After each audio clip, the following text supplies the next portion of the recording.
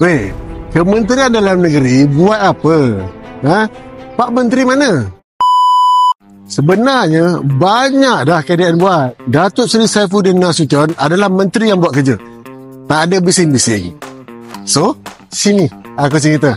Contoh yang paling senang, dekat KLIA, dekat sepadan Johor, mereka dah guna sistem pengecaman wajah berasaskan AI.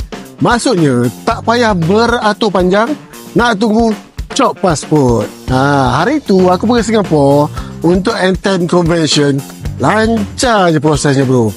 Teknologi AI ni memang advance. Malaysia jadi antara negara terawal di ASEAN yang guna AI untuk kawal sempadan.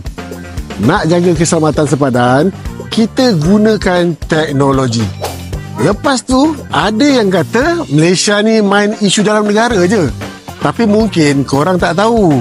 Kita anjurkan sidang AISSE 25. Negara-negara Asia datang Malaysia, kita duduk semeja. Bincang pasal ancaman keselamatan serantau.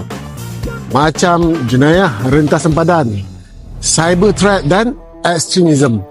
Malaysia bukan lagi penonton. Sekarang ni kita jadi platform untuk satukan negara-negara serantau. And that's leadership.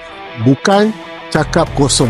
Dan Sabah pula, KDN selalu 50 juta untuk bina quarters anggota keselamatan dekat sana. Dan ada 17 juta untuk Pusat Pemulihan Penagihan Narkotik PUSPEN di Papar. Ini bukti KDN ambil tahu secara menyeluruh. Semua negeri diberikan perhatian dalam pelan keselamatan. Kalau dulu, budak-budak yang ikut ibu bapa mereka ditahan sebab tak ada dokumen, kena duduk dalam depo immigration. Sedih babe, trauma. Tapi sekarang, Datuk Seri Saifuddin Nasution perkenal Baitul Mahabbah. Ini pusat khas untuk kanak-kanak. Lebih selesa, ada penjagaan yang teratur, ada ruang pendidikan. Proses dokumentasi tetap jalan tapi dalam suasana yang berperi kemanusiaan. This is what humanity in policy looks like. PDRM, RELA, JPN, semua ni frontliners kita. KDN naik taraf fasiliti, tambah peralatan, jaga kebajikan pegawai. Kalau kita nak negara kita selamat, orang yang jaga keselamatan pun kena jaga.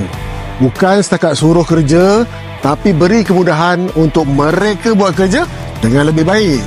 Kadang-kadang, orang lebih percaya persepsi dari realiti. Tapi kalau kita betul-betul tengok fakta, Pak Menteri KDN ni buat kerja senyap-senyap. Tak banyak bunyi, tapi impactful. Dia jaga sempadan, dia jaga institusi, dia jaga rakyat. So, before kita jatuh hukum, better kita kenal dulu hasil kerja orang. InsyaAllah, Malaysia terjaga jika pemimpinnya amanah. All ship, this is Mike Delta November, break uniform Charlie 3 Tech 9. Desig of Khas Pagar Laut 1/2025, break time 1711. Hotel, call sign Gagah, call sign Satria, call sign Ganga, over. Loh, hati-hati ya. Jangan bikin onar.